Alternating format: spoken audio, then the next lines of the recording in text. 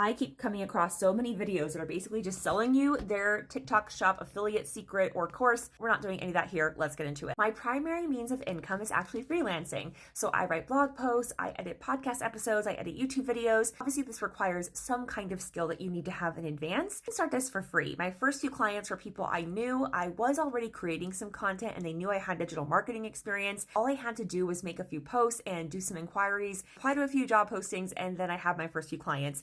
And within 3 months of starting to freelance, I was able to replace my teaching income and leave my job as a classroom teacher, which was pretty exciting. You can actually get started on a website like Fiverr or Upwork for free. They do take a portion of the total sale, usually 20 to 30%, but not bad for no upfront costs, except for your time, because you will have to work a little bit at a very cheap rate usually, until and unless you already have an established portfolio. I also made money from flipping. So back when eBay was a thing, which if any of you are millennials, do you remember when that was the thing, like back in the early 2000s? Flipping on eBay paid for my rent.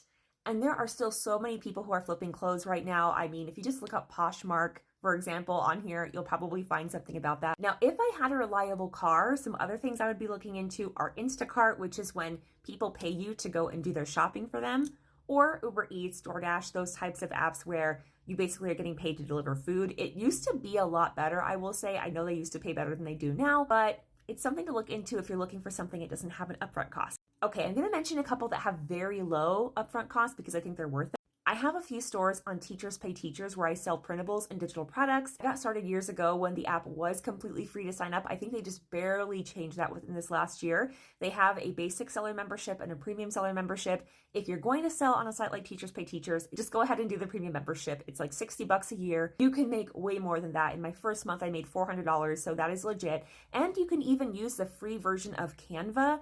As long as you have an idea of the problem you're solving and who you're helping, then you can make really good money there. Just now getting into Etsy, but the difference with Etsy is you don't have to pay for any kind of membership, but you do need to pay per listing, about 40 cents per listing. So not totally free, but pretty cheap. And again, you can use Canva to create resources for that. Then finally, you can get paid with actual content. I'm in the Facebook bonus program. I get paid a certain amount every month, depending on how engaging my posts were and how much reach they got. It's not a lot. This is like coffee money.